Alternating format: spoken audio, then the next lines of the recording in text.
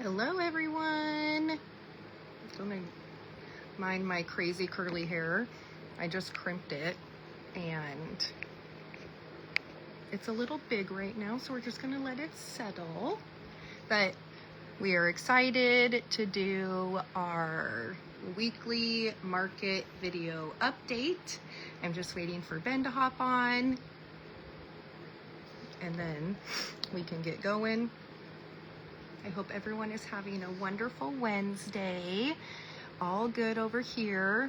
Just been dealing with some sickness going around, and it's so crazy how many people have the flu or other things. So I'm gonna bring Benjamin on the camera.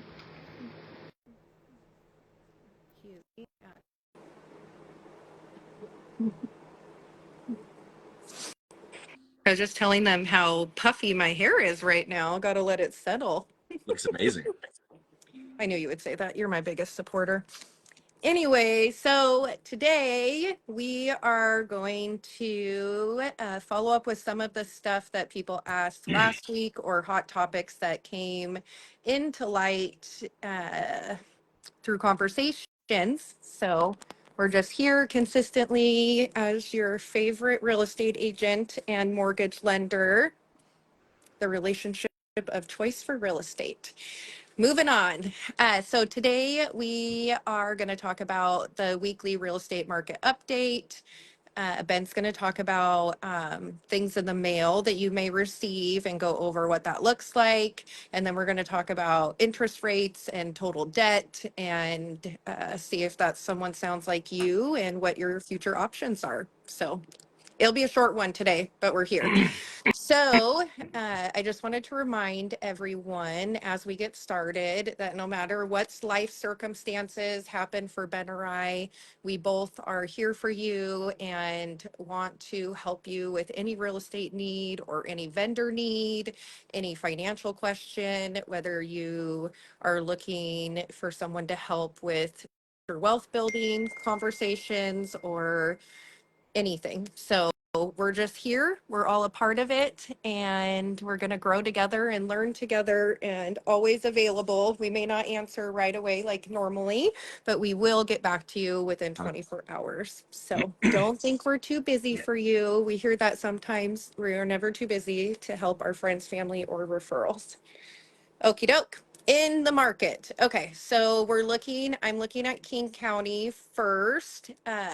It looks like the pending price to list price ratio hadn't changed. It's still at 100% this last week. Pending with multiple offers is down 2% today versus this last week. Pendings with inspection addendums is down 1%. That's so small that I don't really think that makes a big difference. Escalation addendums are still being used, but not a ton. I think with the new changes of the escalation addendums, I think that people sometimes our agents are steering away from that because they don't have proper training. Pendings with finance addendums is up. So people are starting to get mortgages more than using cash. And then let's take a look at it for January listings from a year ago for our area. They were at 7,084 for January, and we ended at 10,241 this year. So that's a big deal. Yeah. That increased year over year by 44.6%. So that's awesome. There was an increase in, let's see, pending sales. Last year to this year was 5.3%. So the market is moving, which is awesome. And then sold listings were up another 5%. So that's exciting. Months inventory supply went from 2.1 to 2.8 in January. So I know I've heard people say, oh, the market's going to crash. The market isn't crashing. Year over year, prices have increased anywhere from 2 to 8%. Now, obviously, there was a huge increase during the COVID year, so that kind of skewed the numbers a little bit. But, I don't know anywhere where you can, I have a client, he went pending today. He owes 354 on the house, selling it for 615. His net proceeds are right around 210,000, and he's owned it for 10 years. I don't know many people that could save 20 grand a year over year as an investment, or make 20 grand. Now, he did refinance a couple times, so he did take some of his equity out sooner, so it would be even more. But, he's going to walk away in real estate investing with $210,000 in his pocket. So that's a big deal. Huge. A huge deal. So moving on, take it away, Ben. Hi, Jenica. Awesome. Well, hi, Luke. 2 nuggets today. Okay.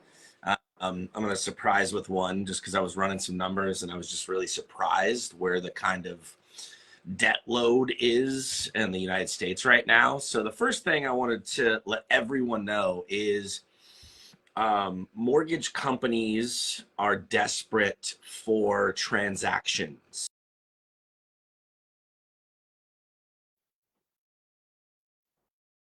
And pretending to be basically like it's their company.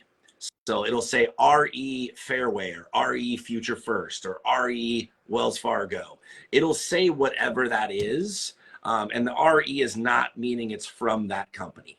So if you go to the bottom in the little small print all the way at the bottom or on the back of the page, they have to put it somewhere. It'll say who the company is, their address, and their MLS number.